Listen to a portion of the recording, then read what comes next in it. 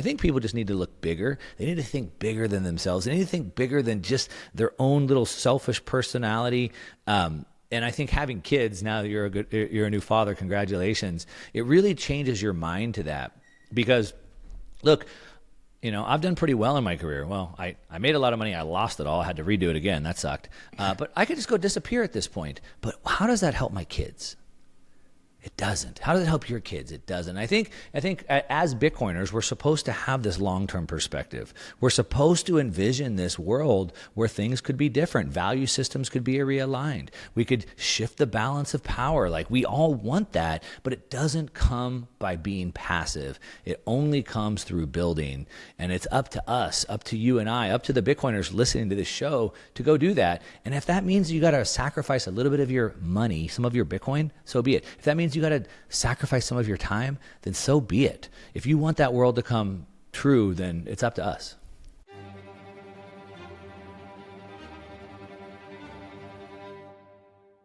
Greetings and salutations, my fellow plebs.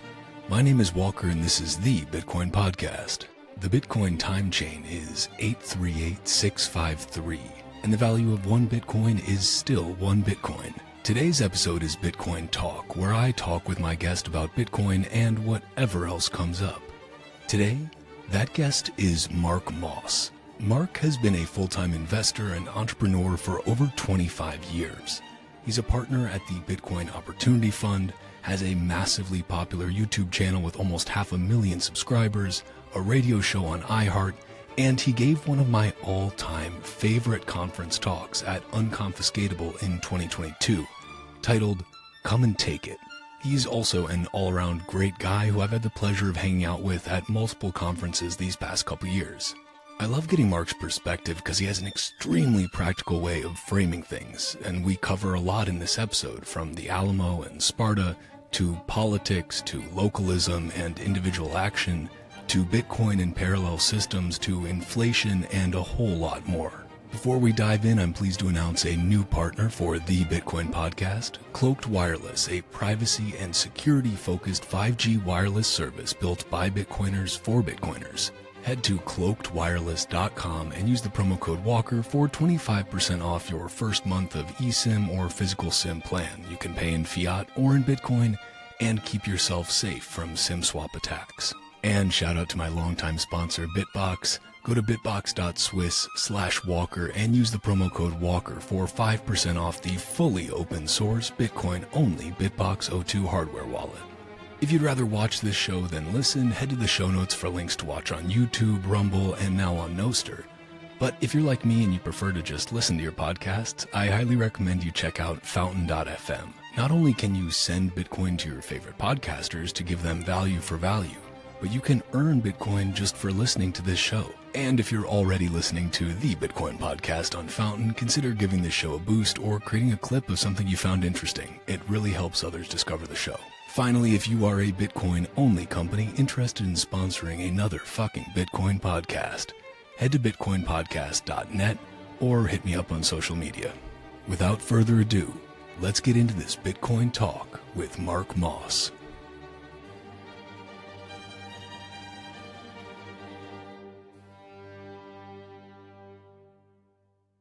Man, welcome. I gotta say, sweet entrance, and your background. I wasn't sure if you were gonna have it up. I know it's in all of your videos, obviously, but it's definitely like studio goals, I would say. Yeah, it's goals for sure. It doesn't start this way. I started making videos from my webcam.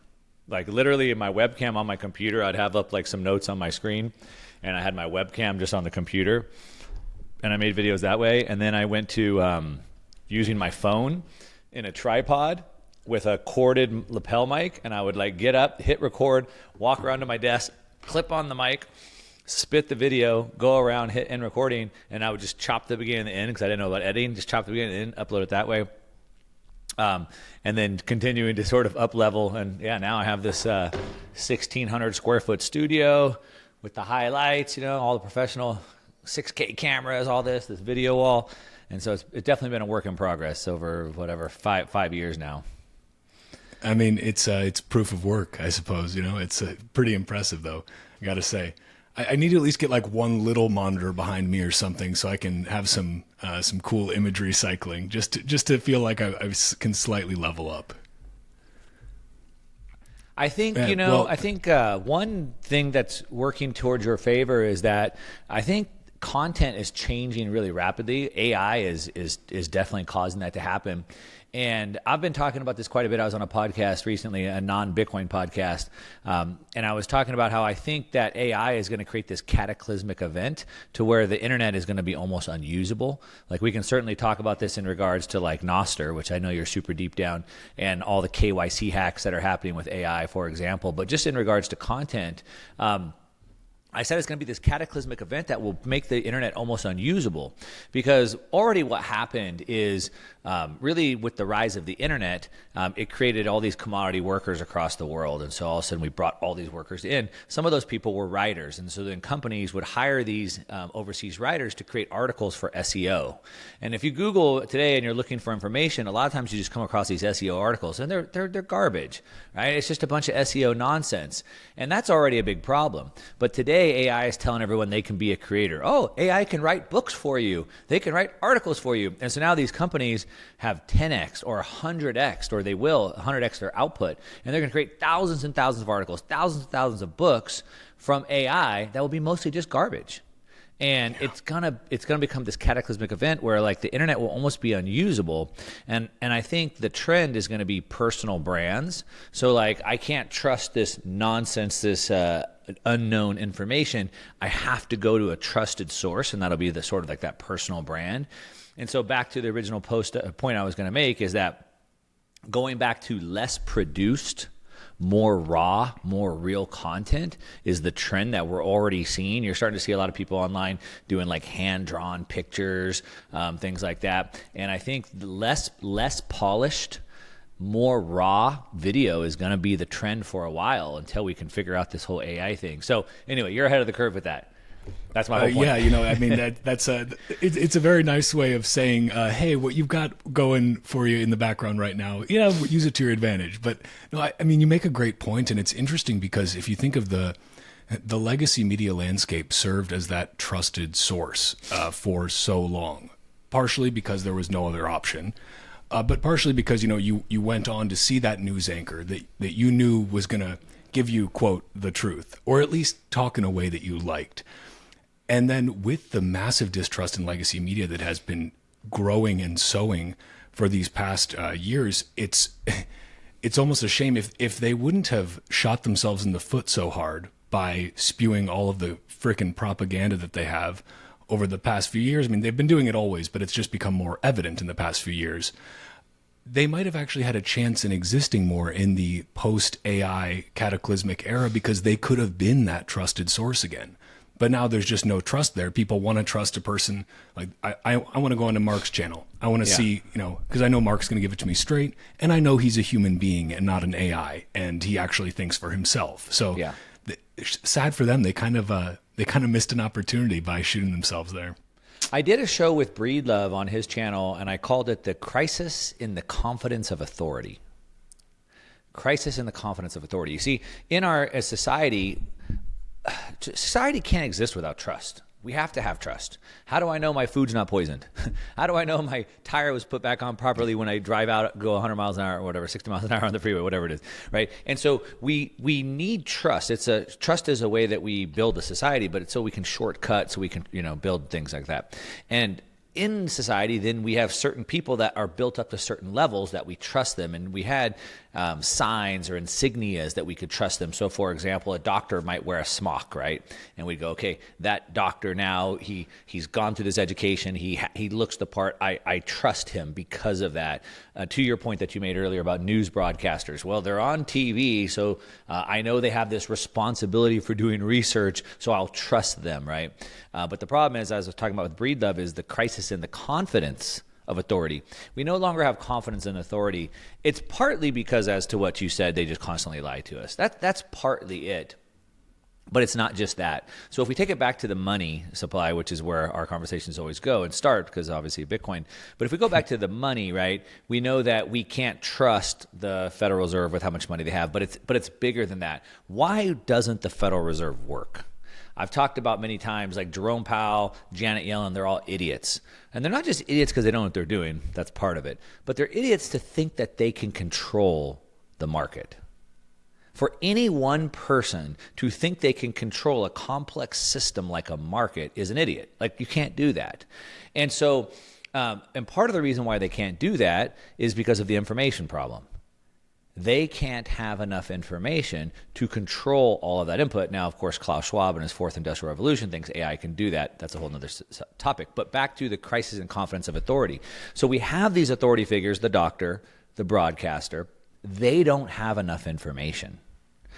Cool. You're a doctor. Cool. So you did your 8 years in medical school. Cool. You've been a doctor for 10 years. Cool. But you're a general practitioner and all you've seen is this. You don't know anything about these specialty things, or you're the specialty, but you don't know about general. So that's still, they have that problem with the information gap. And what caused this crisis is the internet. So now we have access to this information we didn't have to. So the doctor would have had to have gone to medical school to learn what was in the books, and he could tell us that. But today, with a snap of a finger, I can just find that information.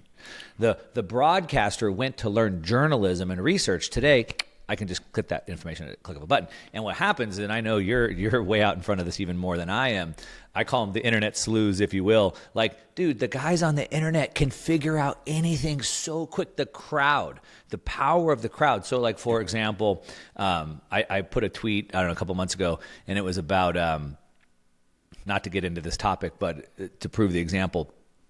There's a situation with the January 6th situation, and there was a bomb put at the DNC, and all of a sudden, like, that story's like getting buried, but the guys on the internet found all the footage, found all the cameras, watched all the evidence, and put it all together in a way that just could never have been done before. It was the power of the crowd that sourced that, and I think my tweet was like, they never wanted us to have this much power. Right. This is why we can't have this much power. They can't allow us to do it. So it's a crisis in confidence of authority. I don't care if you're the doctor, the broadcaster, and assuming you're doing your best. Let's just assume that you're doing your best. Now, you made the point they're lying to us, but assuming they're doing their best, they just can't. They don't have enough information to go against the power of the crowd. And so it's a big shift. As I always say, technology is what changes things.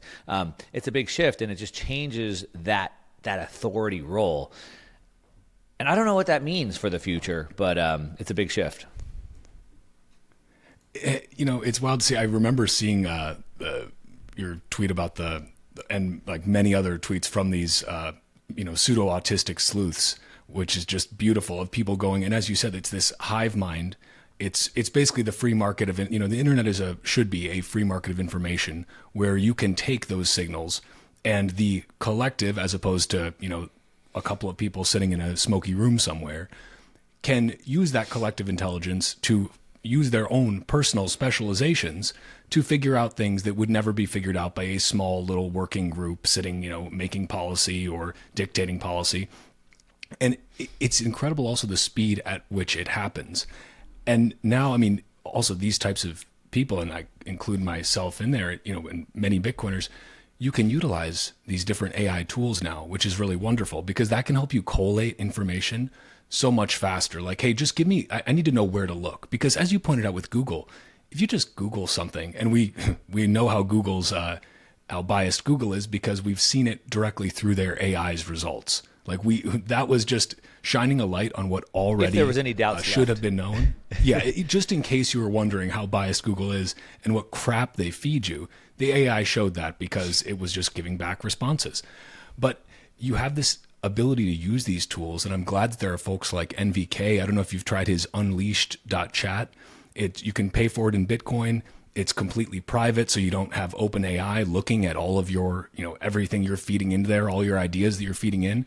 And that's fantastic. And as we see the emergence of more of these, that just gives more power to that collective hive mind to go out, to sleuth, to find whatever the actual truth is through the layers and layers of bullshit that are thrown out at you by Google or by whatever regime you happen to be, a serf underneath.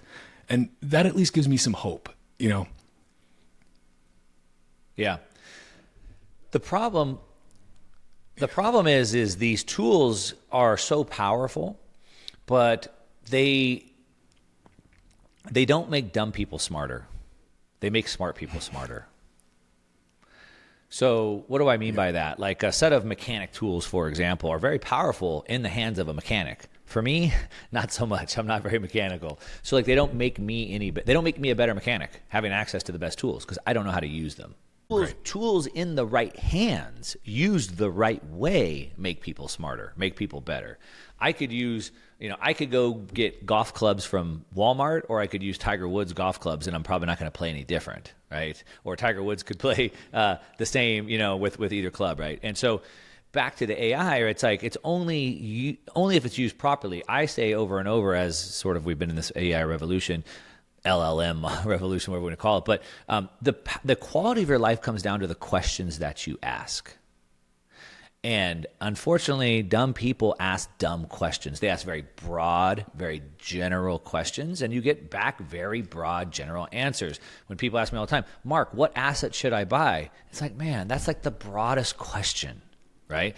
And so if I ask AI that question, ChatGPT or whatever, it's going to, like, what will it say? But if I say, tell me in times of high inflation and low economic growth, when debt to GDP has exceeded 120% and we're in a commodity bubble, what assets have worked best? Okay, now I've given a very specific question and it can give me back a much more detailed answer. And so I was actually talking with somebody on a call earlier today, and I was explaining to them that they were talking about kind of the U.S. being in this re-onshoring bubble, or not bubble, but trend, if you will, and how the goal of the U.S. is to sort of rebuild this middle class. And I said, you could re-onshore all the manufacturing, and that will not build the middle class back up. And the reason why is because the middle class, partly, sure, it was hollowed out because those jobs were sent overseas, but those are low-paying jobs today.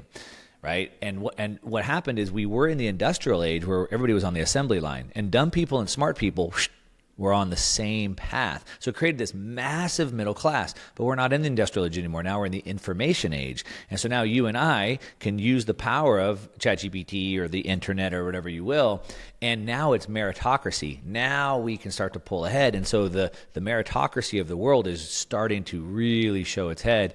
And so there's just really nothing that can be done other than learn how to use these tools properly. And that's, again, back to that meritocracy. It's such a good point, because some people, I think, have this, you saw, especially as like whatever last, it was a little over a year ago now when ChatGPT was first coming out, something like that. And you saw all these thread boys on Twitter who are, here's how to make $15,000 a day using ChatGPT. And, it's going to write you this business plan, and you implement it and you'll be a millionaire by next month. And it's like all of this just generic clickbaity stuff. And at the end of the day, you're exactly right. It's not going to increase. It's not going to make a dumb person hyper intelligent. Garbage in, garbage out. That's how it works. And honestly, to the umpteenth degree for AI, because it really, like, you can put in very little garbage and get a whole lot of garbage spewed back out at you. Or you can use it in an intelligent way and know how to prompt these things and the right questions to ask. But it's an interesting point about kind of the hollowing out of the middle class. And I would agree with you that we won't see that kind of middle class, expansion that we had, as Biden, from the bottom up and the middle out. It's like, we're past that. Like, that ship has sailed. And your point that, okay, these jobs now are not high paying jobs. They're not middle class jobs anymore. There's a reason we offshored them in the first, well, there's many reasons, but after them being offshored, that is now a low-paying job. The only way you make that a decent-paying job is by subsidizing it, right?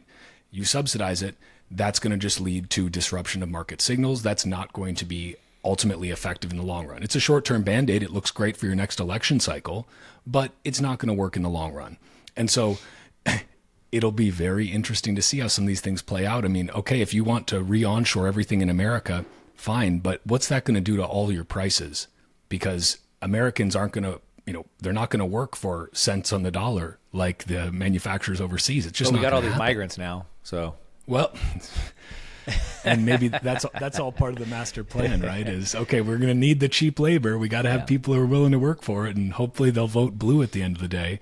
I put up this thing on my Instagram Man, I got, as you know, I got kicked off of not kicked out, hacked out and locked out of my Twitter account for 5 months. I started spending some time on Instagram. I should have probably spent time on Nostr. I spent time on Instagram, and so now I've been putting a lot of content over there. But I put this thing up the other day on there, and I said, I've only been on YouTube, and then I was on Twitter. That was it. No LinkedIn, no nothing. But anyway, now I'm a little bit on Instagram, so follow me there at Mark Moss. But I put up this thing that said, unsuccessful people think the game is rigged against them.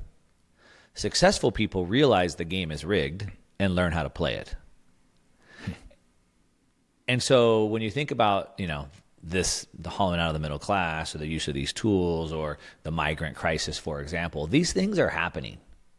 Bitcoin is here. And you can either think the game is rigged against you, or I was talking about this in many different ways, but inflation. Inflation's a problem. You and I, we talk about it all the time. Our money's being debased. It's stealing. I say it's stealing our life, right? It's stealing the hours that I have to work to get the same cost of goods and services. That's a big problem. But I can either say the game is rigged against me, they use inflation to steal my wealth, or I could just play the game. As the saying goes, if you can't beat them, join them. So great. So what is the government or the Fed, what are governments trying to do? They're trying to inflate away their debt. Great. That means they inflate away my debt as well. What does inflation do to asset prices? Oh, it pushes them up. So I can get my asset prices to go up, and it can inflate away my debt at the same time? Well, great. I'll just do that. So the game is rigged, and it is bad, and I'm not a fan of it.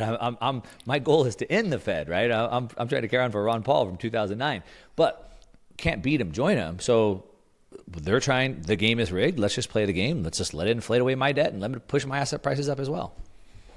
Well, and I think that's it's a great point, and it actually leads into something I wanted to talk to you about today, which is, okay, if you can't beat them, join them, yes. But at the same time, something that I've heard you make an extremely compelling argument for in the past, I still think the best speeches I've seen or presentations I've seen at a Bitcoin conference was building parallel systems. Yeah. And you talked about this. It was at my first official Bitcoin conference that Carl and I went to, Unconfiscatable 2022. You were there. You gave a presentation called "Come and Take It." Come and take it. And part of that, it was fantastic. It stuck with me. I watched it again today. It was just as good, maybe better than I remembered. I didn't have any beers in my system yet. At this point when I watched it, so maybe I was a little more clear-headed. I was going into it with not the Vegas brain, but in that, and there's, first of all, you were incredibly prescient with. I'll link this in the show notes because folks should watch it. You're incredibly prescient with a lot of the things you discussed, because you talked about weaponization of money, weaponization of regulation, and things that we're seeing playing out just to a T today. At that point, it was the Canadian truckers, and it was the initial round of Russian sanctions. And you talked about that weaponization of the financial system, but you also then you ended it on a very hopeful note, which was, of course, come and take it. Yeah. But the big point in that was, you know what? They're going to keep doing what they're doing. You're not going to fix that system. You need to build parallel systems. So maybe that's something we can kind of dig into a little bit, because again, that talk, people should go and watch it. It's like a 25-30 minute talk. It is worth your time. But you started off with a little talk about Sparta.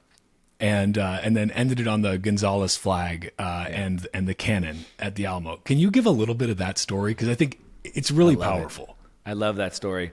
If you want to start using Bitcoin to build and live in a parallel system to fiat, you need to keep that Bitcoin safe for the long haul. Head to bitbox.swiss/Walker and use the promo code Walker for 5% off the fully open source Bitbox O2 hardware wallet. Then get your Bitcoin off the exchange and into your own self-custody. The Bitbox O2 is easy as hell to use, whether you're new to Bitcoin or a seasoned psychopath. It's Bitcoin only, and again, it's fully open source. You can head to their GitHub and verify for yourself. There is no need for you to trust me. Plus, when you go to bitbox.swiss/Walker and use promo code Walker, not only do you get 5% off, but you also help support this fucking podcast. So thank you.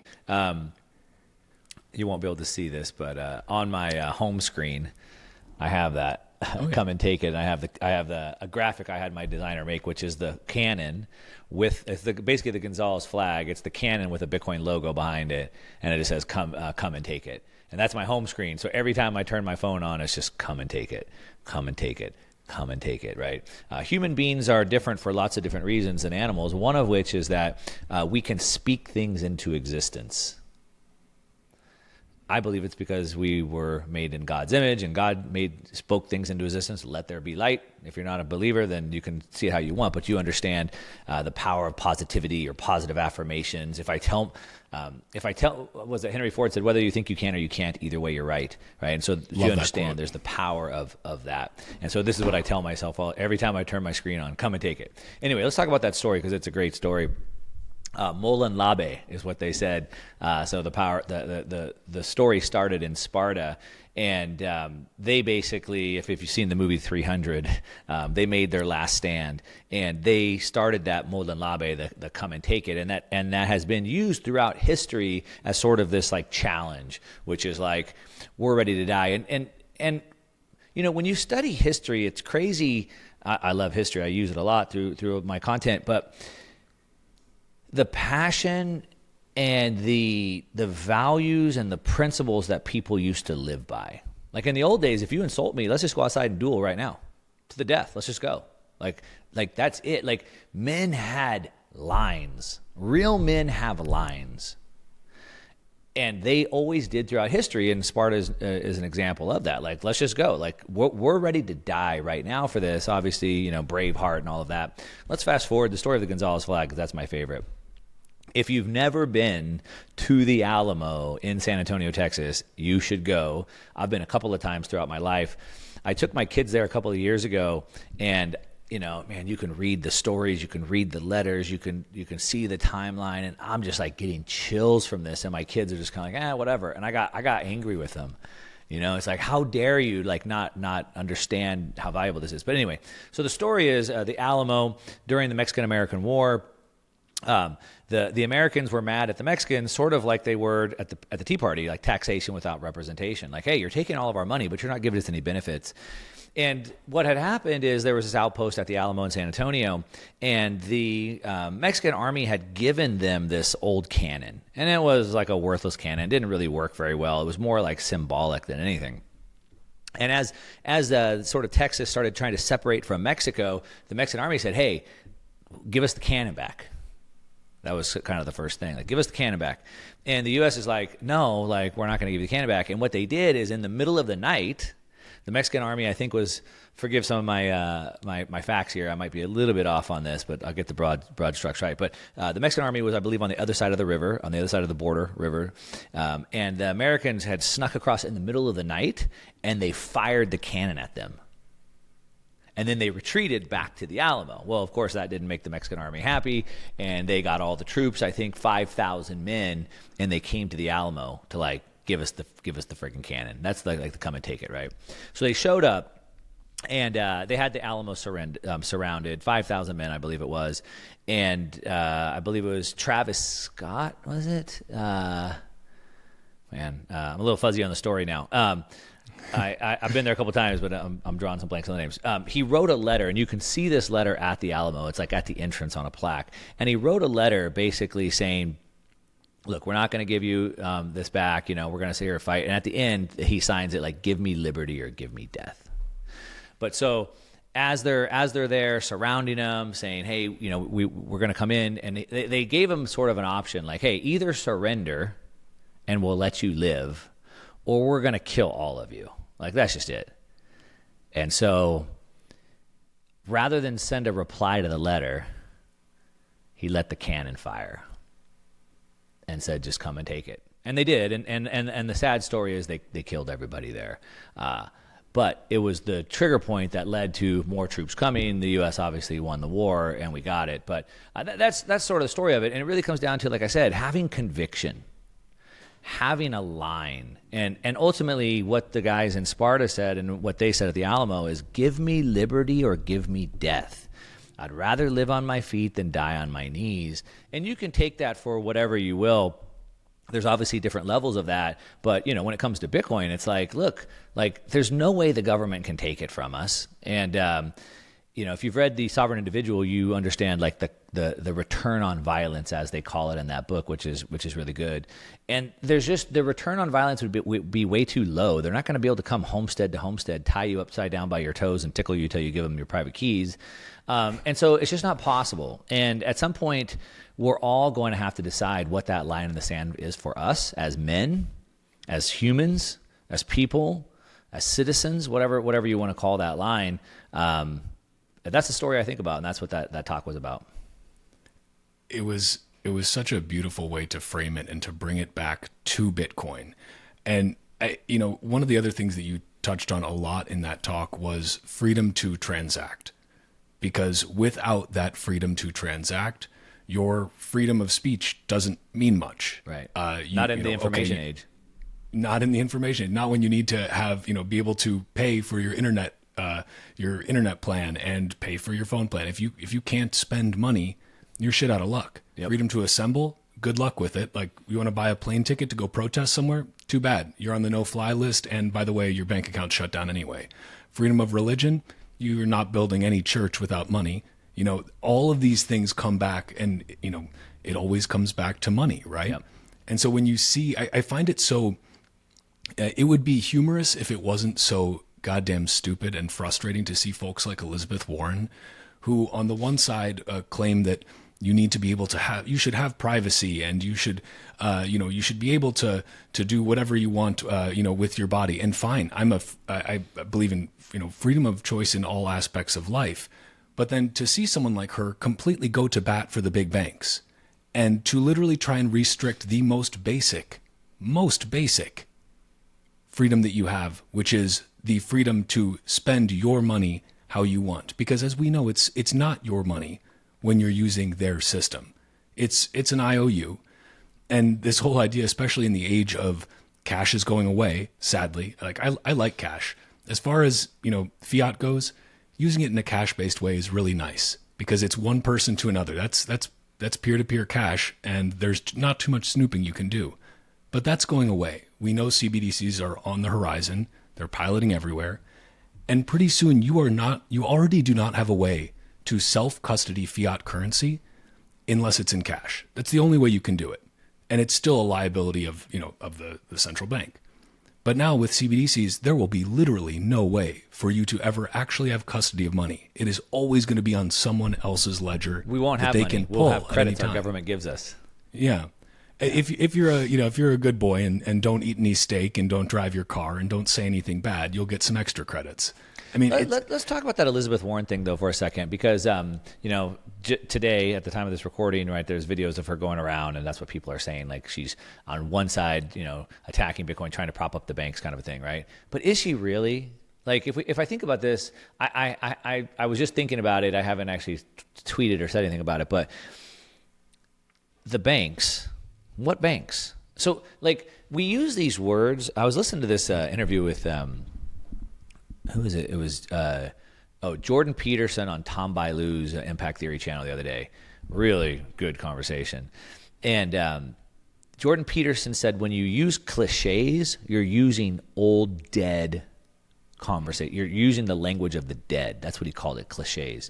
Because cliches, reciting something as fact that was told through, multiple generations or whatever, and it's not alive. I'm not thinking about it. I'm not massaging it. And Jordan, the opposite would be as Jordan Peterson, if you've ever watched him give live presentations, he's thinking about it as he's talking it. So he's like living it, right? So we use these cliches, as he calls them, are dead. This is the language of the dead. So we use these cliches such as they will never allow Bitcoin to succeed because they will never give up control over money. We say these things in regards to protecting banks, but that's language of the dead. What does that even mean? Who are they? And the reason why I bring that up is because there's multiple factions. Who are they? They, the government. Really? Because there's a lot of people in the government that want Bitcoin to succeed. And there's people in the government that don't want Bitcoin to succeed. Okay, well, they, the banks. Well, which banks? Because Fidelity and Goldman Sachs and BlackRock certainly want Bitcoin to succeed. JP Morgan, maybe not so much, right? And so it's like One thing that I see, and after creating content for many years, I get thousands of comments a week across, my platforms. And so like I almost have like this finger on the pulse. And like people, back to generalization, stereotypically, a lot of people have lost the ability to have nuance in these things. And so back to so she's protecting the banks. Really? Because I would think that a lot of the banks want Bitcoin to succeed. Like collectively, they've spent billions of dollars to bring Bitcoin products to their clients. Collectively, they spent billions, and they're hoping to make hundreds of billions or whatever more. They want it to be illegal? Is she really protecting the banks? You know what? I'm glad that you called me on that, because I firmly believe that the words we use do matter, that nuance is important. And so thank you for that, because I think it is important to clarify. I sometimes and not to single Elizabeth Warren out, but she deserves to it, use her to use and she does. She's asking for it with the way that she acts, the way she's an enemy of the people because she wants to take away our ability to choose. So she's certainly an enemy of you and I, taking away our choice. I'm not sure who she's a proponent of. I would say she is perhaps an inadvertent lackey of certain large financial interests that have a vested interest in their own privatized blockchains, blockchain technology. But I think she genuinely believes in her mind that she is on the side of the little guy. Like, I think she believes her own story enough at this point, because she's told it so many times. Like, she's Elizabeth Warren. She fights for the little guy. She fights against the big dogs. For the Native Americans. And I think, dear Lord, just ridiculous. So I think that she's drank her own Kool-Aid so much, where she thinks that what she's doing is somehow protecting the little guy. That because she doesn't separate Bitcoin from the larger crypto, nor from the companies that operate in the Bitcoin space that provide Bitcoin services. She's basically conflating the Bitcoin, the money, and the technology with anything that has anything to do with Bitcoin, blockchain, companies therein. FTX is Bitcoin to her, basically. And so I think that's where the problem comes in, because she somehow thinks that she is still, on behalf of the little guy, fighting against the FTXs, the Sam Bankman frauds of the world. Yep. I'm not sure if she took any money from him for donations. That'd be interesting to find out, but different story. But it's misplaced. Like, and I think now she's in so deep in that political apparatus that she can't, she's a fish in water. She doesn't know what water is anymore. She's swimming in it. But I don't think she's purposefully doing the work of the banks. And as you said, some banks have a vested interest in Bitcoin now. JP Morgan, even they do, because they're still providing services for multiple of these ETFs. So, no organization is a monolith. The government is not a monolith, as you pointed out. And I guess the larger point would be, there are people who, because of lack of information or lack of desire to understand something like Bitcoin, inadvertently do things that are anti-human, anti-freedom, and against what their citizens would benefit from. Yeah. And that's the freedom to transact. Yeah. Because we're law-abiding people for the most part, right? And I think that's the attack vector. I mean, I'm sure we probably agree on that, right? Like, I don't think she's trying to make Bitcoin illegal. She wants to make it where we can own it through an ETF.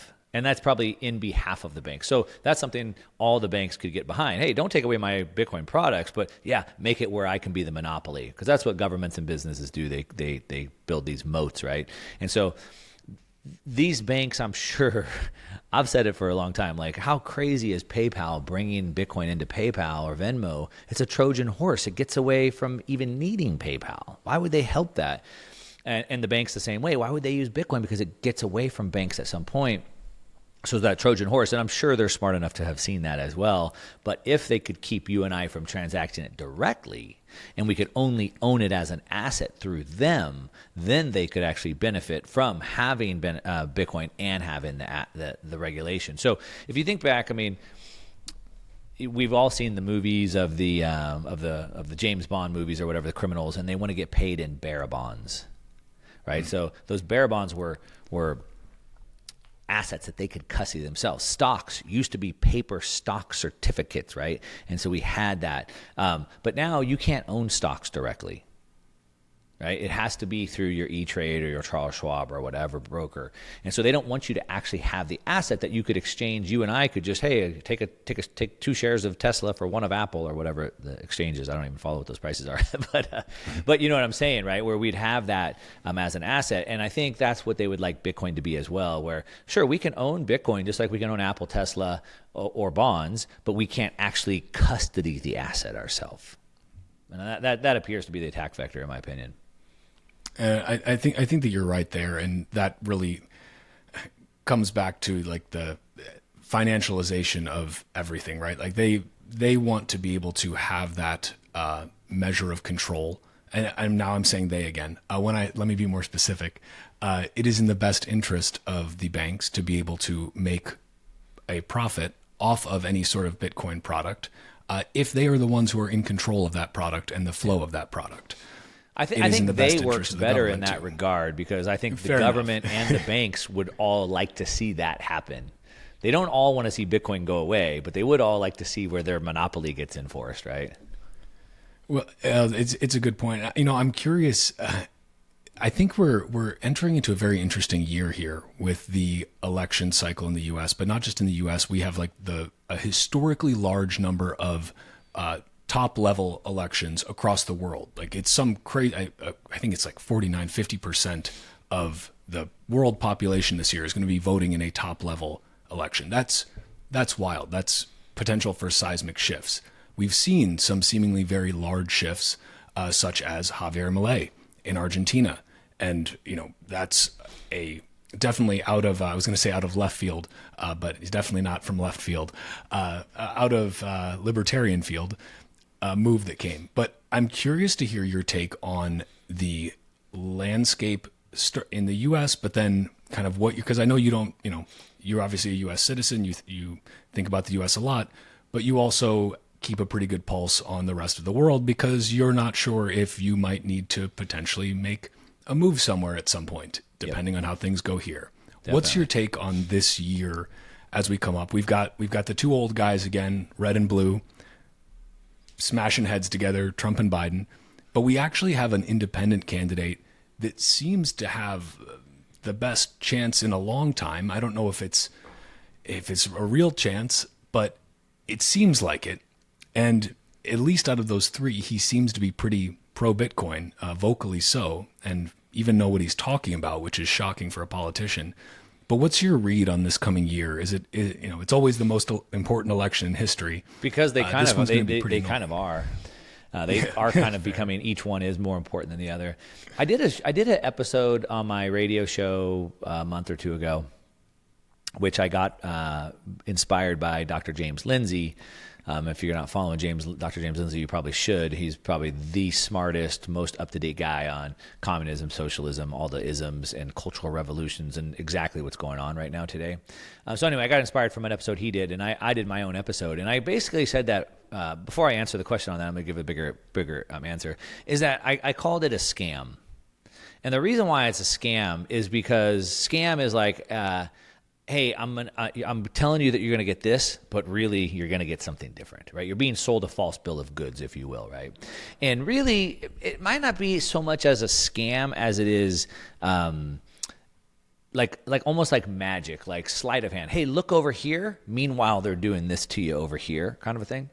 And what do I mean by that? So the whole world is caught up on the presidential election. Not just the U.S., but the world is caught up in the presidential election. I spent a month traveling Europe with my family last summer, and everywhere I went, people wanted to talk about Biden, you know what I mean? So it's like the whole world's caught up in the president, the biggest election in the world.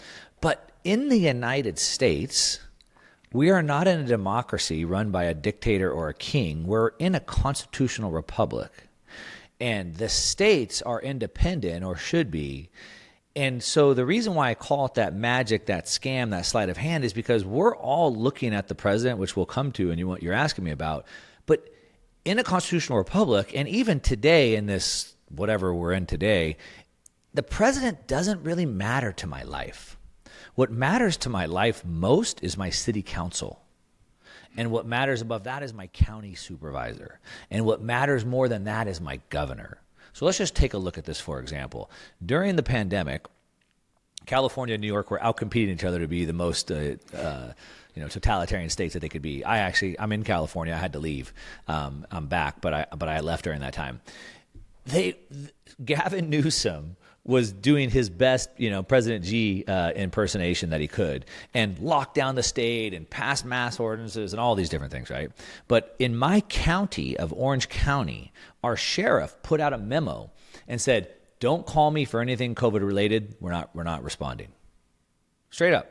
Like, I don't care what the governor says. I don't care what the state says. We ain't doing it. In my town, we're in a red town in a red county, and they didn't have any restrictions.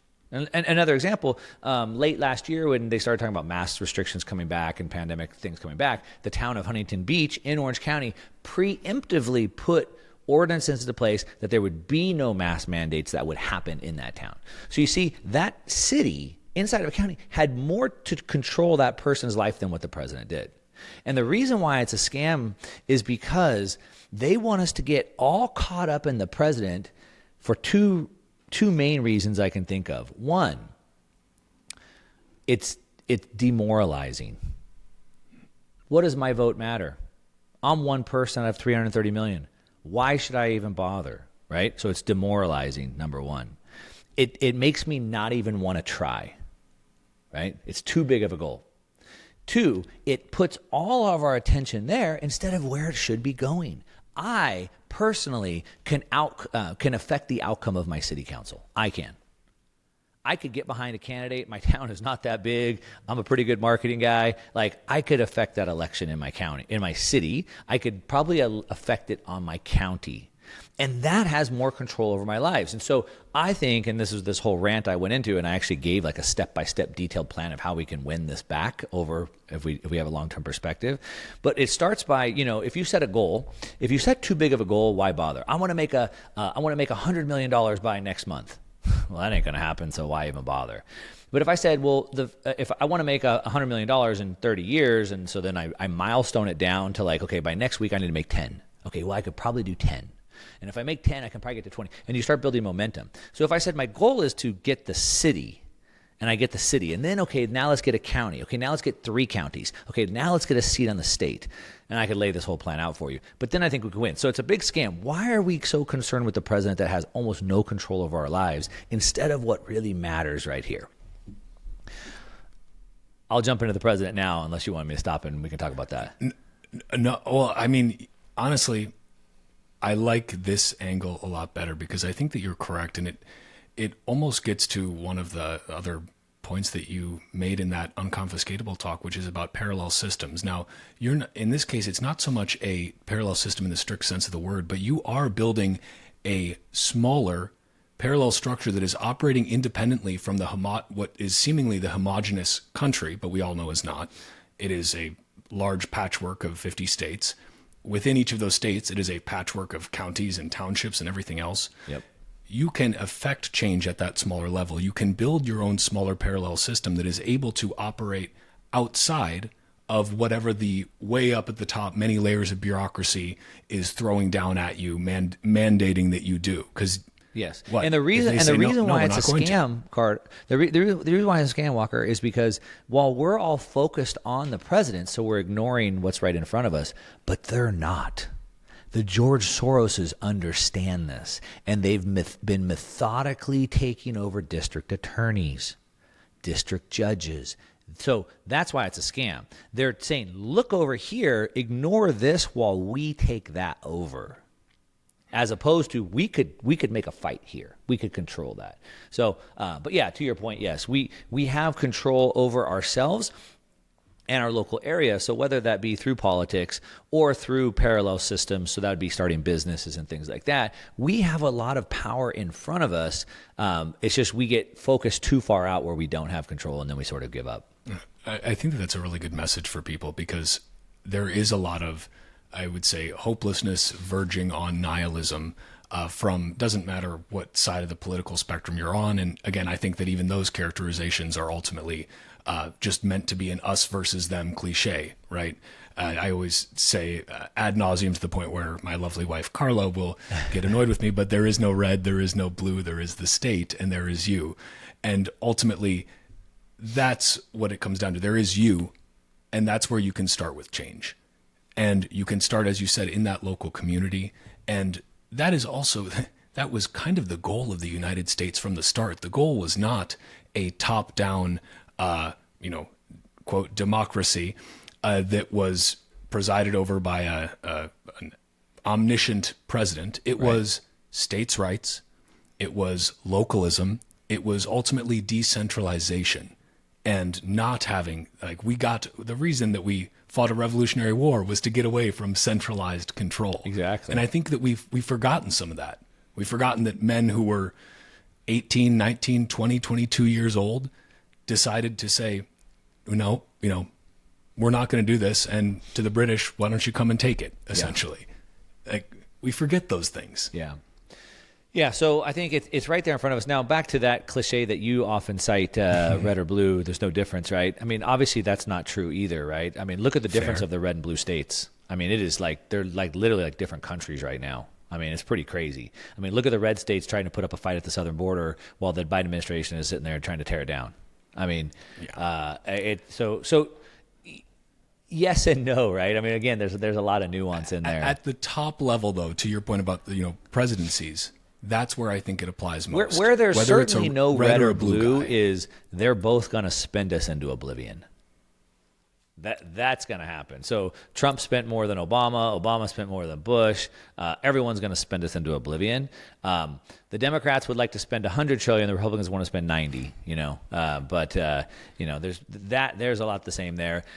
Also, we have within the party, and this is sort of goes back to this whole episode that I did. If you think about the political parties as an apparatus and not as an ideology.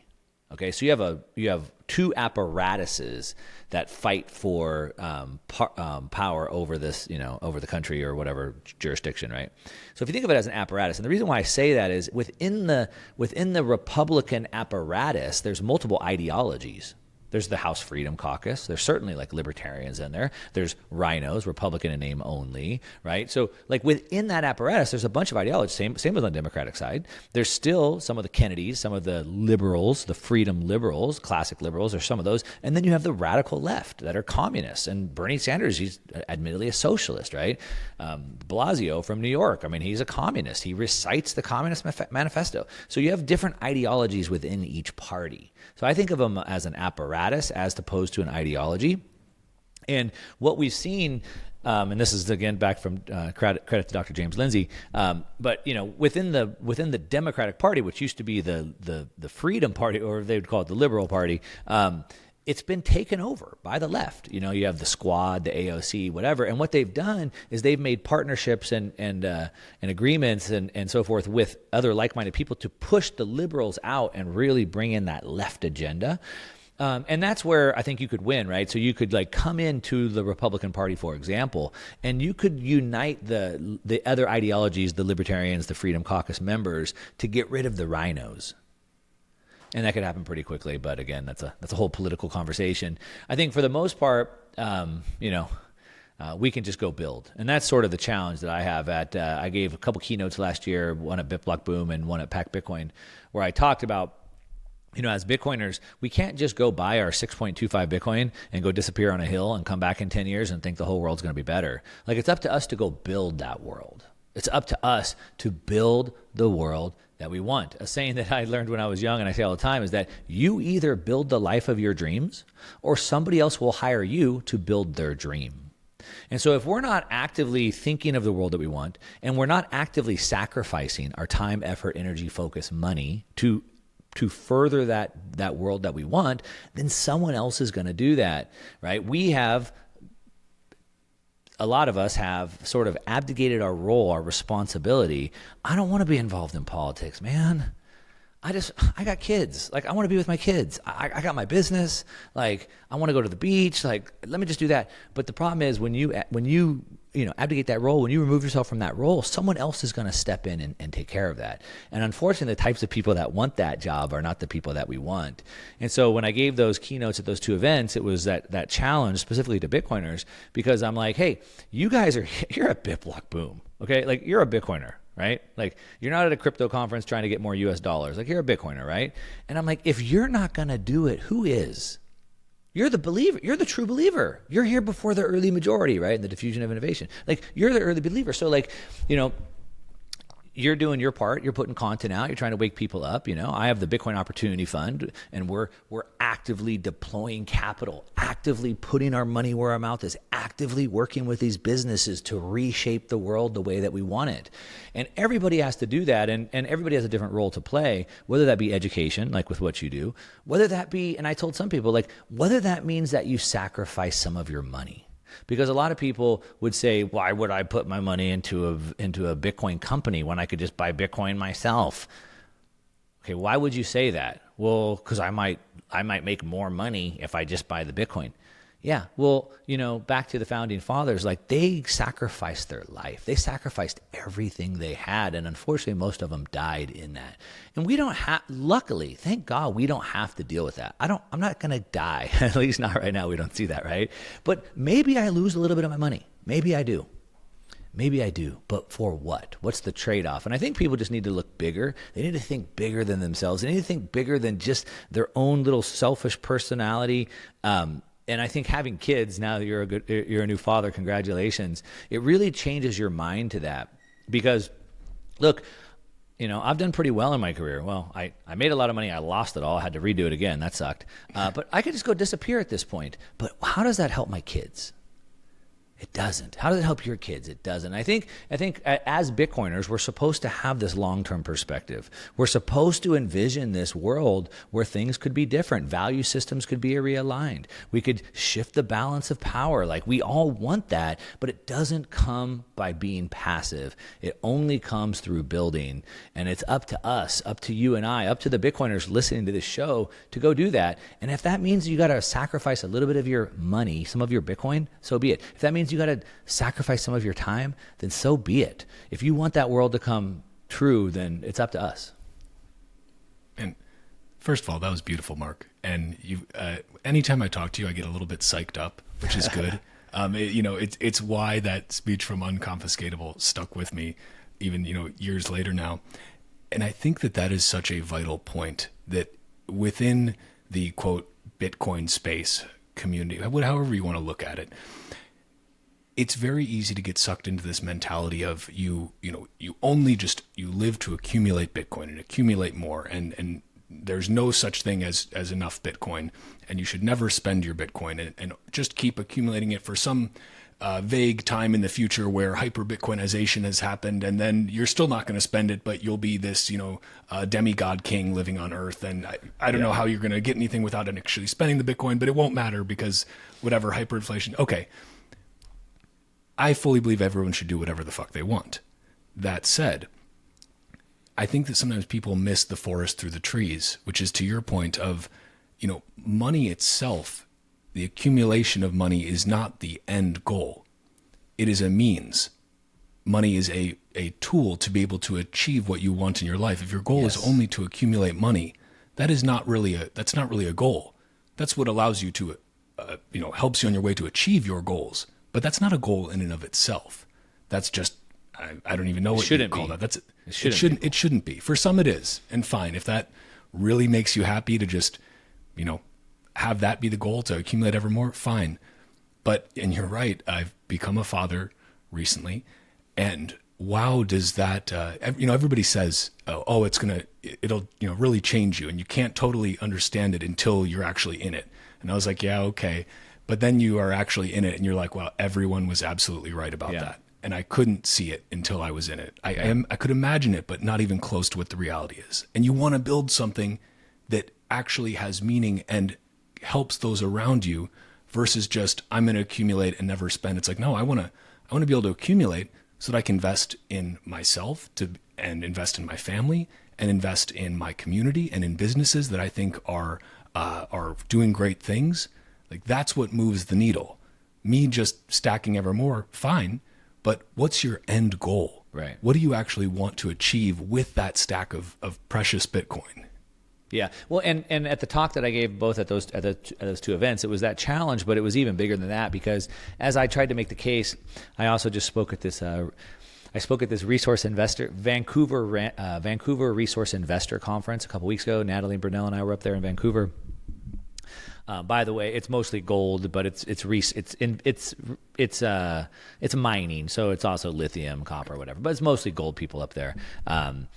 We got to hang out with some really cool people. Adam Tagger was up there. Brent Johnson was up there. Andy Scheckman from Miles Franklin Gold was there, which we converted him to become a Bitcoiner. He bought Bitcoin, and that was in the 30s. And now I was texting with him today, and he's like, "Oh my gosh, I've never seen an asset go up like this." And they sell $1 billion worth of gold a year, man. Like, it's a big deal. Anyway, I also gave a version of it at that event, and I used it in a sense where, like, Michael Saylor made the case very well that Bitcoin is a commodity and not an equity, right? For all the different reasons we can get into, but I'm sure you're aware. If you want, we can go through those. But if we think of Bitcoin as a commodity, as an asset, as a commodity, think of oil. Oil is also a commodity. Gold's a commodity. Wheat's a commodity, right? So oil is a commodity.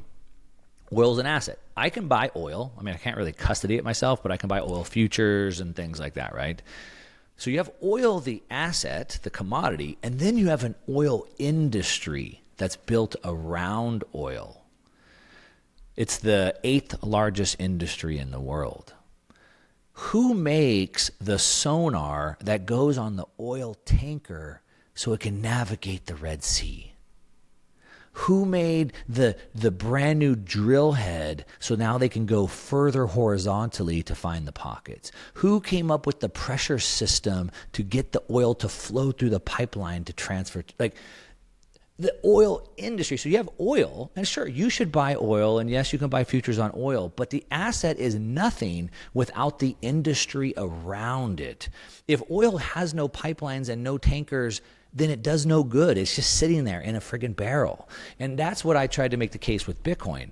Like, cool, buy Bitcoin, the asset. You certainly should. But what about Bitcoin, the industry? Because if you can't use the Bitcoin, if you can't use the oil, what good does oil do you? If you can't use the Bitcoin, what good does it do you? You bought a Model T. Congratulations. It's on blocks in your front yard, but there's no roads, there's no gas stations, there's no tires. And if somebody doesn't go build those things, your Model T doesn't matter. And that's kind of the point I have with Bitcoin. It's like, cool, you bought the Bitcoin, but if there's no industry, if there's no ways to use it, no ways to manage it, no ways to secure it, no ways to use it privately, then what good does it do? And that's kind of the bigger challenge there. Yeah, and I think that that's a really good framing, though, and I like the analogy of the oil industry.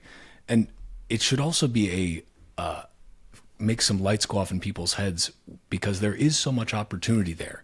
You know, to use the old analogy of to talk about another sort of mining, gold mining. You know, yeah, you can mine the gold, or you can sell the picks, or you can make the picks, you can manufacture them, or you can make a better one, and you can make all sorts of other equipment with any industry like this. And Bitcoin is unique, but also shares a ton of parallels. There is opportunity for so many different kinds of creative entrepreneurship. And because if you are one of the people who is listening to this or listens to your show or listens to any of these Bitcoin podcasts or is on Bitcoin Twitter or Nostr, you are still really early.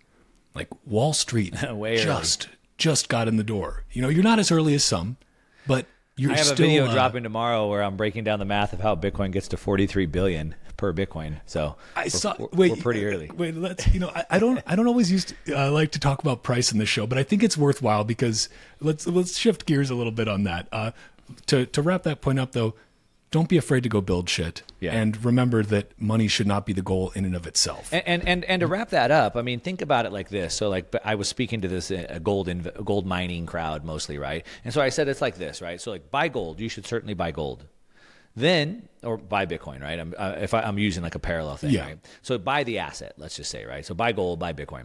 Okay. Then once you buy gold or Bitcoin, then you can buy gold miners. Gold miners give you alpha on gold itself because gold miners are leveraged. If gold goes up $100, they got 100 million ounces in the ground, 100 million times $100, right? So gold miners are leveraged. Then you have what's called major producers, the Barrick golds. Then you have like the junior explorers, and they're more risky, but they provide better alpha. Risk and reward is higher. And then you have the explorers down here. So you have sort of these three levels. And I said, Bitcoin is the same way. Certainly, yes, buy the asset. You certainly should. Yes, buy that first, just like you should buy gold first. If you want extra alpha, then you can go to like public equities. You can buy the miners. You can buy the micro strategies, okay? Miners are moving 3 to 5 times beta on what Bitcoin is. Right? So then that's the next part. Then if you want even more alpha, risk and reward, you can go into like the VC. So, 1031, Trammell Venture Partners, and my fund, the Bitcoin Opportunity Fund, and you can go into those. Now, each one of those provides you more risk and more reward on that asset stack. And so it's sort of the same thing. But, again, oil has stuck around $80 a barrel, $60 to $80 a barrel, pretty much. That's just like the range it trades in. But yet the oil industry itself has grown to like 80 trillion. Same with gold. And I think Bitcoin will be the same way. So Bitcoin, will keep going up, and now we'll break down that math. But that the Bitcoin industry creates enormous opportunities for you as a builder, as an entrepreneur, but also as an investor as well. But to get to that number, to get to the $43 billion number, I did a show with Jeff Booth, and we were talking about repricing assets. And so I was explaining this to somebody else, and it's very simple if you think about this, right? You mentioned earlier, like the goal shouldn't be to get money. And really, nobody wants money, which sounds crazy because everyone spends their whole life trying to get money. But we don't want money. We want the goods and services that money buys us. That's what we want. So we use money as a way to get those goods and services, or to hold our value till we're ready to deploy it. So really, wealth is goods and services, not gold. Gold's the medium of exchange, of course, right? So you take up until 1971, gold was money. You could say 1933, but gold was money, and you took all the dollars in existence divided by all the gold. It was $20 US for 1 ounce of gold up until 1933. Then it went to 35. Then it was $35 US for 1 ounce of gold. All the dollars divided by all the gold. Very simple. Now you hear people talk about going back to a gold standard, Peter Schiff, Jim Rickards, et cetera, right? So how would that work? Well, we know how it would work because after World War I, England had got off the gold standard, and they went back to the gold standard. Now, John Maynard Keynes, the father of Keynesian economics, was consulting with Winston Churchill, and he told Churchill, he said, hey, you printed so much more money, you can't go back to that old exchange rate. If you do, you're going to cause a massive depression. You have to revalue gold higher. And Churchill said, nah, forget you. He tried to revalue it the way it was, and it caused the Great Depression. All right, so we have that whole story.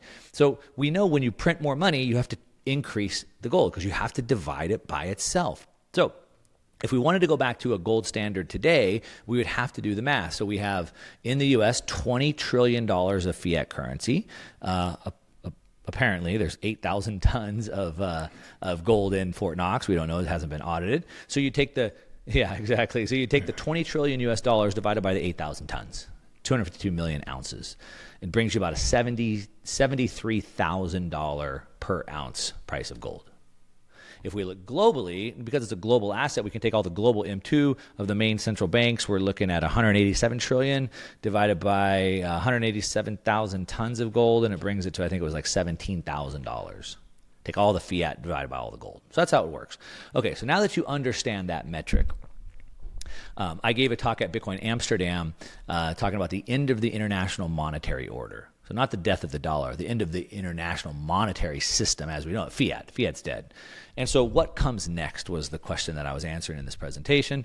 And what comes next? And so we have kind of two choices. Like one, we can go back to gold. That's what some people think we'll do. Central banks are acquiring more gold than any time in history. Again, the shifts and the gold bugs think that we should do that. And I broke down that math for you. We can go back to gold, but it won't work. It's old technology. It's too slow. We moved into an information age. Instant transactions. We need instant settlement, et cetera. We can talk about that later. But so that's option one. Go back to the past. What I call de-evolution. Right, we can do that. Or option two, what they're probably going to try is like a CBDC. But the problem is that's just fiat. It's just no different. The problem that we have is unlimited money printing. The problem isn't that it's not digital. The problem is it's that you can't create money. And so we know that will fail too. So then, as I said in the talk, if not Bitcoin, then what? So if we were to go to a Bitcoin standard, which I think most of us agree, at least listening to this show, that we will at some point, probably 60 to 80 years out is a long time. But eventually, as Jeff Booth was talking about, what him and I were talking, is that it reprices everything. So Bitcoin isn't competing against new technologies. Bitcoin is competing against value itself. That's what Bitcoin's competing against. So it's competing against other store of value assets. So you add up all the store of value assets, it's about $900 trillion. Now, if we capture 5% of that, or 10% of that, we get to 10 trillion, which is whatever, a 20x from where we're at today. But at some point, it becomes so money is not only emergent, it's evolutionary. So it goes from a collectible to a store of value to a medium of exchange, and maybe eventually to a unit of account. If it becomes a unit of account, we take all the wealth in the world divided by all the Bitcoin in the world. 900 trillion divided by 21 million, and you get to 43 billion per Bitcoin. It's a pretty compelling argument. I love that framing that Jeff puts out there too, and I saw that clip on your show, and one thing he talked about, I was privileged enough to have him as I think my second guest on this show, because he's a lovely guy who, like yourself, shared his scarce time with me. And he made that point that people focus on the fiat price of Bitcoin, right? And for us, we tend to focus on US dollars. That tends to ignore that, like in the current state, Bitcoin made an all-time high in the Turkish lira last fall. Right. It's made an all-time high in the Japanese yen. It's making all-time highs already in many different currencies, fiat currencies around the world, because fiat is a bad measuring stick. Right. And he said it's Bitcoin that's repricing the entire world, not the other way around. And when you can't measure a system from a system, you have to go out and look back in. And so, people may hear that you throw out that number and say, "Oh, that's insane." But to be honest, the math checks out. And the question is, will we ever get there? Will we ever get? That's the question. Yeah. And there is no certainties in life. There's only probabilities. And is it 100% guaranteed that happens? No, certainly not. Is it 100% guarantee it doesn't? No, certainly not. So somewhere in that range from 0 to 100, there's a probability that happens. And some of us think it's a higher probability than the others. And that's what markets are. Yeah. That's what markets are. We bet on that. And you and I think there's a much higher chance. I think there's at least a 50% chance that happens, probably much higher than that. And everybody get bet, but there's definitely not a zero chance. Well, it's going to be really interesting to see in these next couple of years what starts happening. Because we talked very much at that you can affect change at the local level, at the personal level, at the familial level, at the decentralized small scale. But at the same time, there are changes that happen at the more macro level, at the nation state level, that very much can have an impact on you. If we're talking about Bitcoin specifically, Snowden just had a tweet today where he basically, this was a couple hours ago, I think he said, I wonder how many, or in 2024, we're going to see some nation state, it's going to become public that a nation state has been just acquiring Bitcoin quietly in the background and not telling anyone. And then it's going to get out. We've already discovered that multiple nation states have been acquiring a little bit through mining. And there's certain partnerships, like public-private partnerships with like Mara in the Marathon in the Middle East. We know that nation states are gearing towards this. We know that El Salvador is doing this out in the open, kind of the Michael Saylor playbook of, I'm going to tell you exactly what I'm doing, and you're going to watch as it succeeds. But I'm curious to hear your take on, do you think we're going to see a couple of emergent nation states that all of a sudden it comes out, we've actually been acquiring significant Bitcoin over the past however many years, and yep, you caught us. And then do we see that game theory start to kick into overdrive as they all realize, oh shit, we can print our own currency and buy this scarce asset with our unlimited printing press, but you get diminishing returns on that purchasing power of your fiat as more nation states jump on board and start doing that. I'm curious of your take on that. Certainly, and we already are. We already are, right? So obviously, El Salvador was the first one to sort of come out and publicly say that. But we know that nations are stockpiling lots of Bitcoin. We know the United States sits on a lot of Bitcoin. Rumors are China has a ton of Bitcoin. We know Bulgaria has a ton of Bitcoin. And so a lot of nations already have it. They've already sort of disclosed that. Most of it has come through confiscation, Either way, they're sitting on it. I know the U.S. was talking about dumping all theirs, which would be just a stupid decision. But I think again, so we already know it's already started. And back to kind of going all the way back to sort of the United States being set up as this republic, the constitutional republic. It's so that independent states can compete. And we can start to see experiments, and we can start to learn what works better and what doesn't. And so in real time right now in Central America, it's very interesting. We literally have, Bukele taking El Salvador, super pro-freedom, and right next door in Nicaragua, they adopted a complete communist. So we're literally two states right next to each other and watching it play out. And most of South America is like that. Now we have Argentina with this, kind of pro-freedom libertarian, but yet in Brazil, they just kind of brought in a socialist. Chile, they just adopted an entire communist constitution there. And so we're witnessing this play out. But as we're seeing El Salvador now back into the black, they were upside down on a lot of their Bitcoin investments. Now their Bitcoin is starting to stockpile up pretty quickly. And of course, those nations are starting to pay attention. As a matter of fact, I tweeted out earlier today before we jumped on, money is a competitive game and wealth managers want to win. As soon as one adds Bitcoin and generates higher returns, the next one must follow suit. The reflexivity of wealth managers adding Bitcoin, number go up. More wealth managers add it, number go up. More add it, number go up. More add it, number go up. Right now we're seeing 1 to 3% allocations. Wait until it's 5 to 10%. Right. And that continues, that reflexivity continues up to nation states. They're watching El Salvador get ahead while they're falling further and further behind.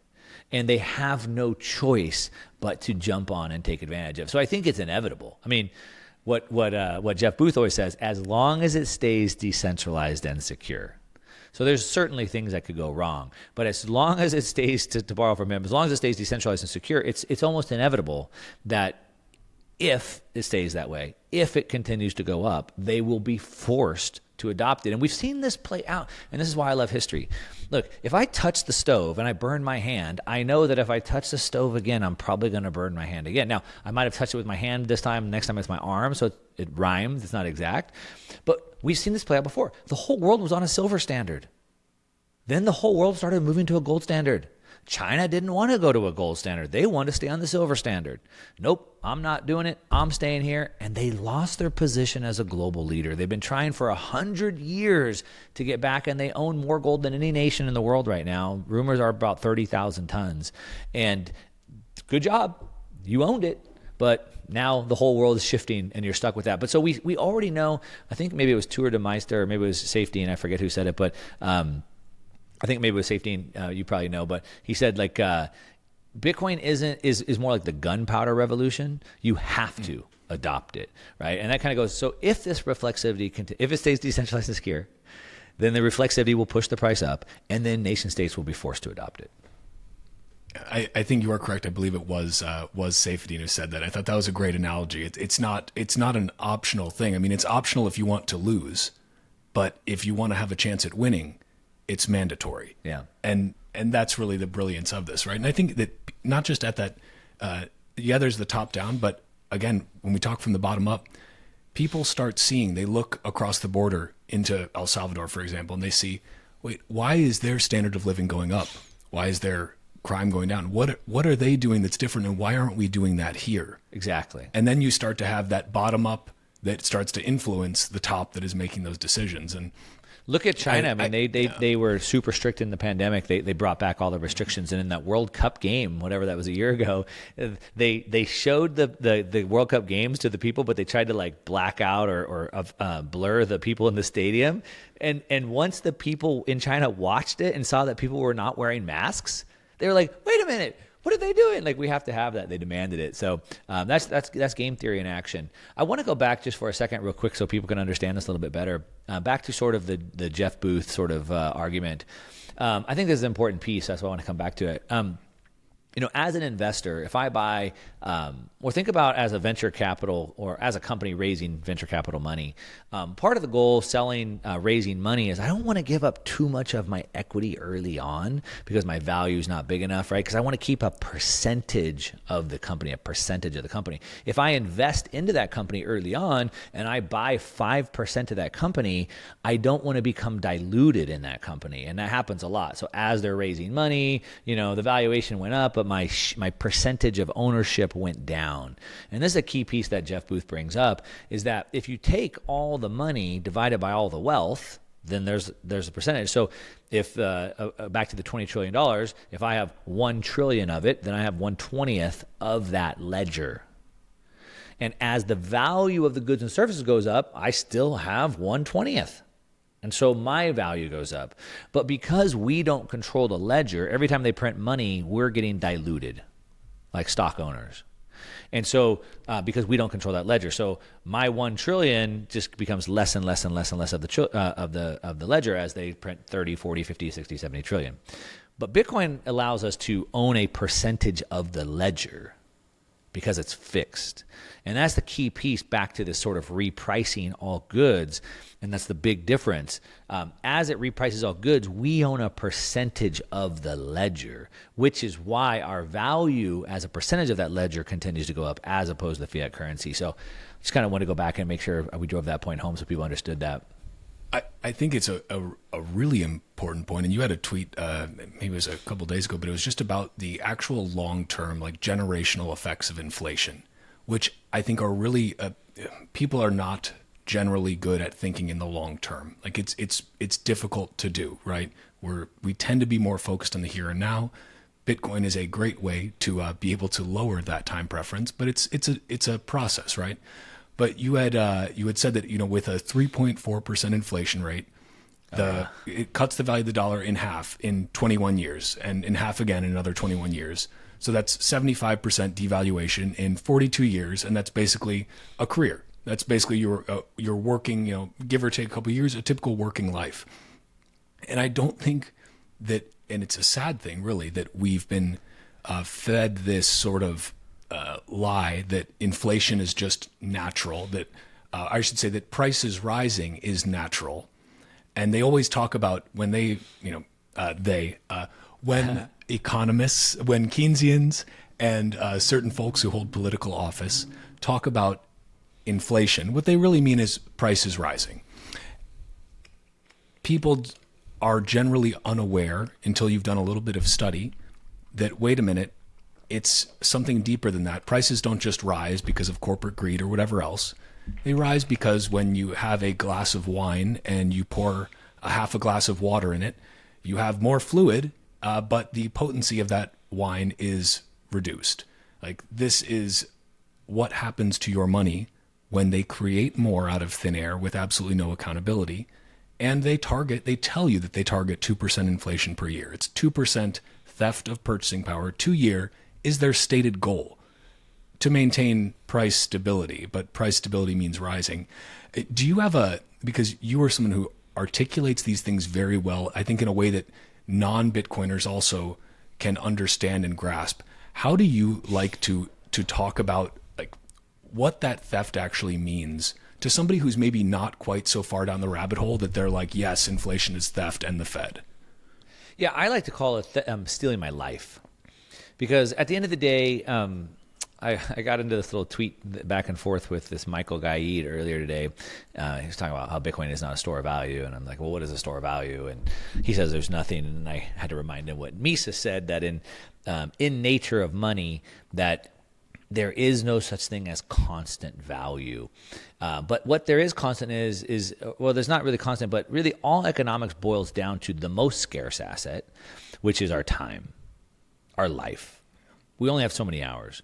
You hear stories of a billionaire on their deathbed not asking to see their money. They want more time. They want to be with their loved ones, things like that, right?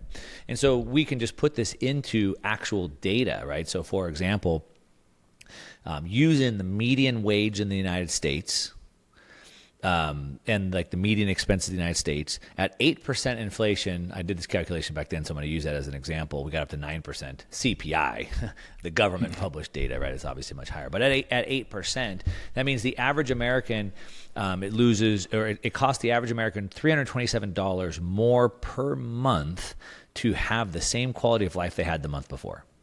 Okay, so if my wage is $32 an hour, that means I have to work 10 more hours this month than I did last month just to have the same quality of life.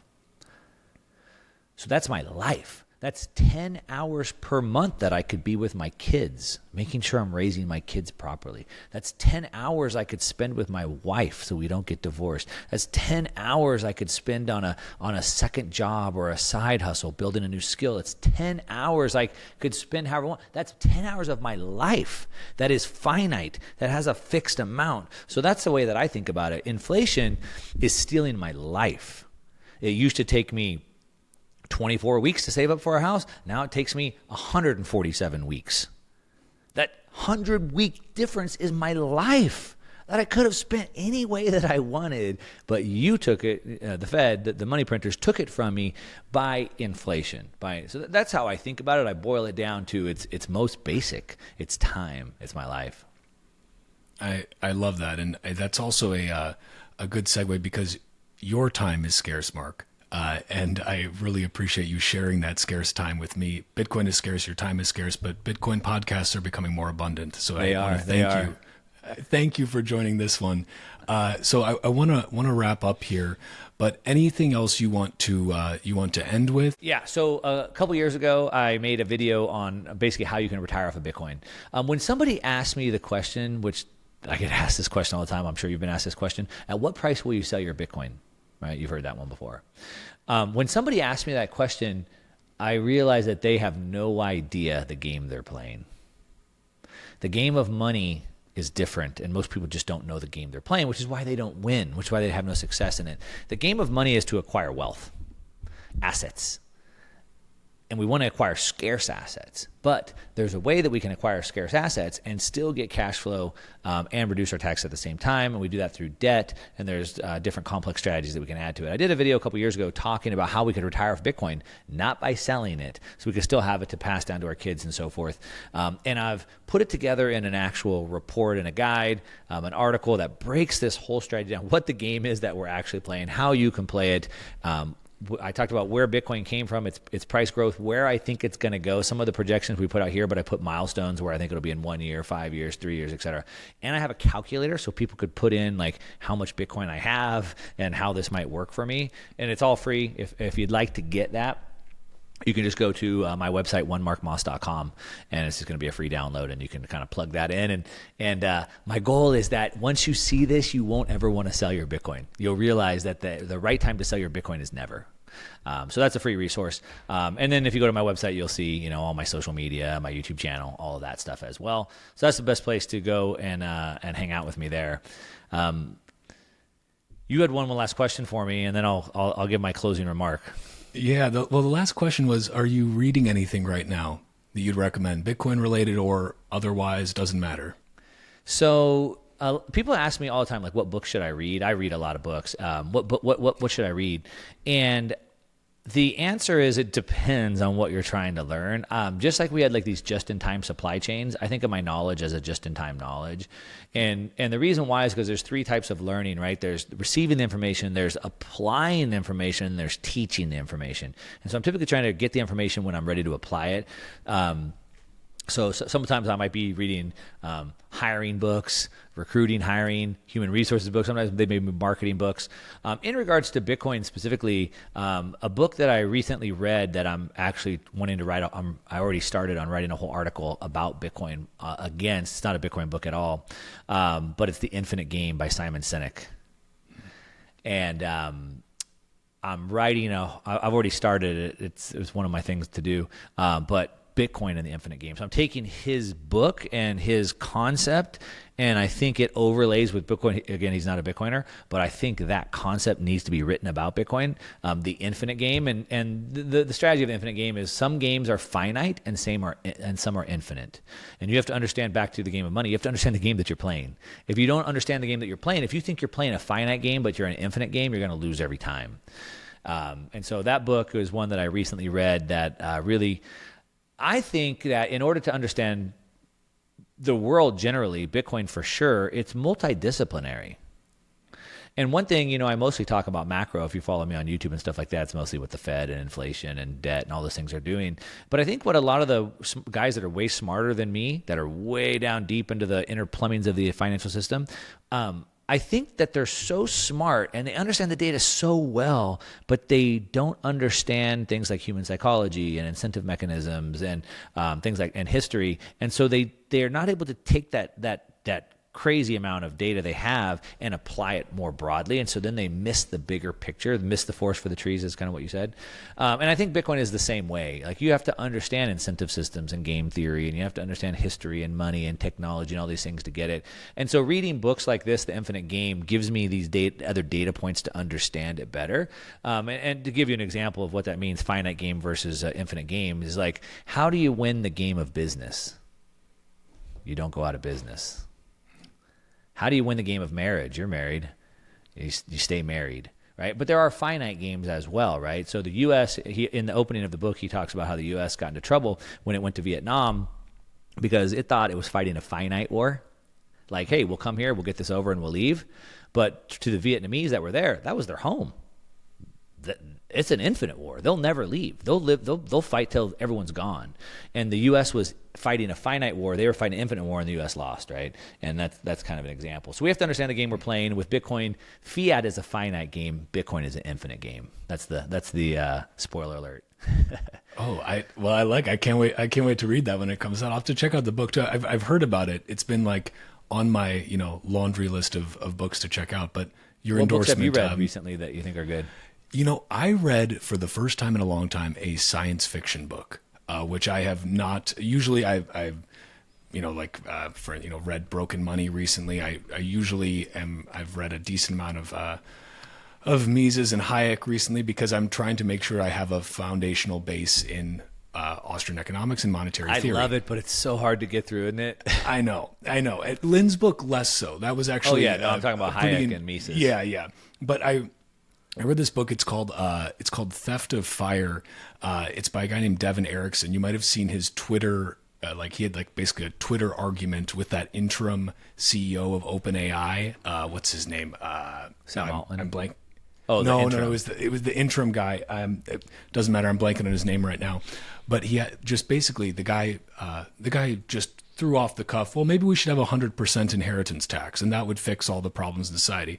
And this author just went off on him and basically said, I'll send you the links to this. Maybe I'll drop them in the show notes because it's hilarious. I mean, he just destroys this guy. He went from, Devin Erickson, the author, went from 1,000 followers to overnight 20-something thousand. Wow. His book, which he had just published, went way up the Amazon charts. And it's some damn good science fiction. I hadn't sat down and read a work of fiction in a while. And that was a really nice treat. He also talks about Bitcoin in the book in the context of this future vision of the world. And it's an interplanetary book. I'll just say that. Yeah. But it was really good. I recommend checking it out. I had him on the show actually because after I read the book, I was like, I got to talk to this guy. And he's just he's a very cool dude. Has very strong views about communism, about private property.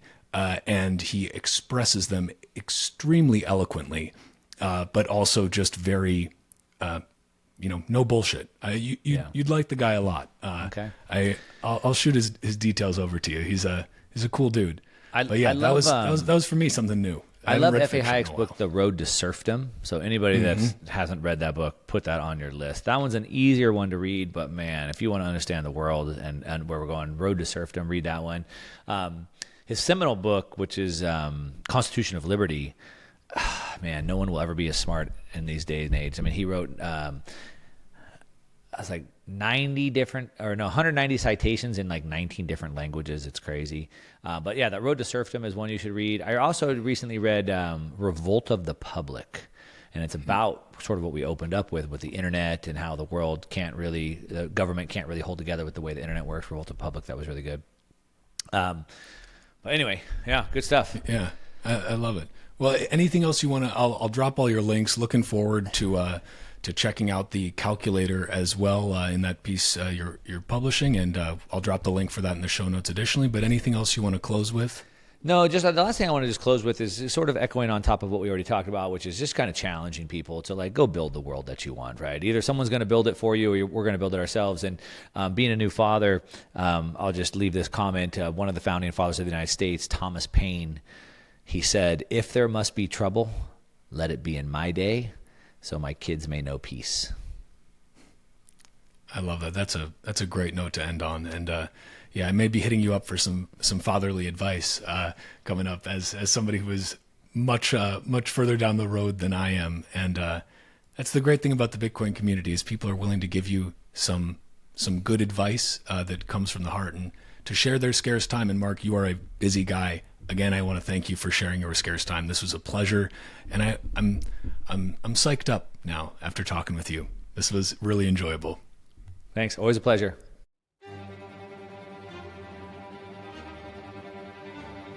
And that's a wrap on this Bitcoin Talk episode of the Bitcoin Podcast.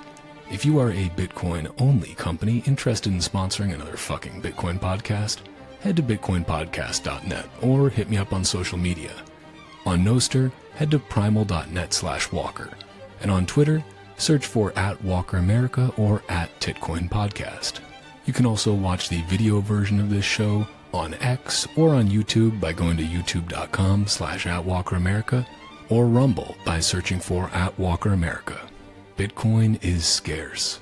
There will only ever be 21 million. But Bitcoin podcasts are abundant.